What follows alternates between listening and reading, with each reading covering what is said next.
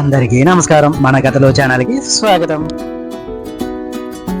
ఈరోజు మనం చెప్పుకోబోయేది వాలి చేతిలో రావణుడి పరాజయము. బలవంతులుగా పెరుమోసిన వారందరినీ జయించాలన్న కోరిక రావణుడిది. కిష్కింద పాలకుడైన వాలి మహాబలవంతుడని రావణుడు తన మంత్రుల ద్వారా విన్నాడు. ఎలాగైనా వాలితో యుద్ధం చేసి అతన్ని గెలవడం ద్వారా లోకానికి తన బలం చాటాలని నిశ్చయించుకున్నాడు రావణుడు. అనుకున్నదే తడవుగా పుష్పకాన్ని అధిరోహించి కిష్కిందకు వెళ్ళాడు. రావణుడు కిష్కిందకు వెళ్లేసరికి వాలి నగరంలో లేడు. వాలి సభామందిరంలో అతని మంత్రి తారకుడు, మామ సుసేనుడు, యువరాజైన వాలి తమ్ముడు సుగ్రీవుడు, ఇతర వానర యోధులు ఉన్నారు. నేను లంకాధిపతిని, నన్ను రావణుడు అంటారు. వాలి ఎక్కడ? నేను వాలితో యుద్ధం చేయడానికి వచ్చాను అన్నాడు. రావణ, మా రాజు వాలి ఇప్పుడు నగరంలో లేడు. అతడు ప్రతిరోజు ప్రాతకాలంలో 4 సముద్రాలలో స్నానం చేసి సంధ్యావందనం పూర్తి చేసుకుని తిరిగి వస్తాడు. నువ్వు అప్పటి వరకు వేచి ఉండవచ్చు. అయినా వాలితో యుద్ధం నీకు క్షేమం కాదు. అదిగో ఆ అస్థిపంజరాల గుట్టలు చూడు. వాలితో యుద్ధానికి వచ్చి అతడి చేతిలో హతమైన అభాగ్యులవే అవన్నీ. కాదు, కూడదు. ఇప్పటికిప్పుడే అతడి వద్దకు వెళ్ళాలి అనుకుంటే ఈ వేళకు అతడు దక్షిణ సముద్రంలో స్నానం చేస్తూ ఉంటాడు. నువ్వు నిరభ్యంతరంగా అక్కడికి వెళ్ళవచ్చు అన్నాడు తారకుడు. రావణుడు పుష్పక విమానంలో దక్షిణ సముద్రానికి వెళ్ళాడు. ఆ సమయానికి వాలి సంధ్యావందనం చేసుకుంటూ ఉన్నాడు. వాలి వెనక నుంచి ఒడిసి పట్టుకుందామనే ఉద్దేశంతో రావణుడు అతడి వైపు నడిచాడు.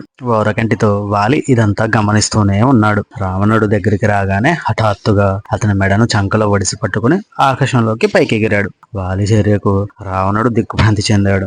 అతడి పట్టను విడిపించుకోవడానికి గోళ్లతో రక్కాడు, దంతాలతో కొరికాడు. అయినా వాలి లెక్క చేయకుండా ఎగురుతూ పోయి తూర్పు సముద్రంలో మునిగి స్నానం చేశాడు. నిష్టగా సంధ్యావందనం చేశాడు.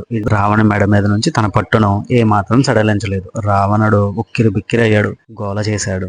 వాలి అతడి గోలకు ఏ మాత్రం పట్టించుకోకుండా అక్కడి నుంచి రావణ్ణి పట్టుకుని ఆకాశ మార్గంలో ఎగురుతూ ఉత్తర సముద్రం వద్దకు వెళ్ళాడు. సముద్రంలో తనతో పాటు రావణుడు కూడా ముంచుతూ తేల్చుతూ స్నానం చేశాడు.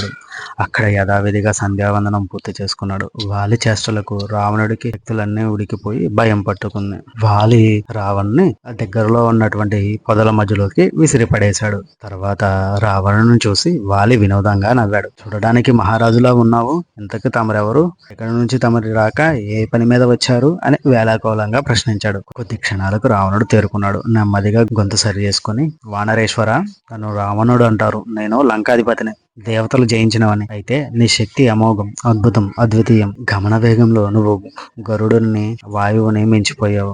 నన్ను ఏకంగా చంకలో ఇరికించుకుని 3 సముద్రాల్లో ముంచి తేల్చావు. బుద్ధి గడ్డి తిని నీతో యుద్ధం చేయాలనే ఉద్దేశంతో వచ్చాను. నీ శక్తిని చూశాక నేను నా ఆలోచనని విరమించుకుంటున్నాను. నీ అంతటి వీరుని నేను ముల్లోకాలలో ఎక్కడా చూడలేదు. క్షణం నుంచి మనిద్దరం స్నేహితులుగా ఉందాము అన్నాడు. రావణుడి కోరికను వాలి సమ్మతించాడు. అతడిని స్నేహితుడుగా అంగీకరించాడు. తనతో పాటు కిష్కింద నగరానికి తీసుకుపోయి ఘనంగా ఆతిథ్యం ఇచ్చాడు. వాలికి అతిథిగా రావణుడు కిష్కిందలో కొన్నాళ్ళు గడిపి వాలి వద్ద సెలవు తీసుకుని లంకకు తిరిగి వెళ్ళిపోయాడు.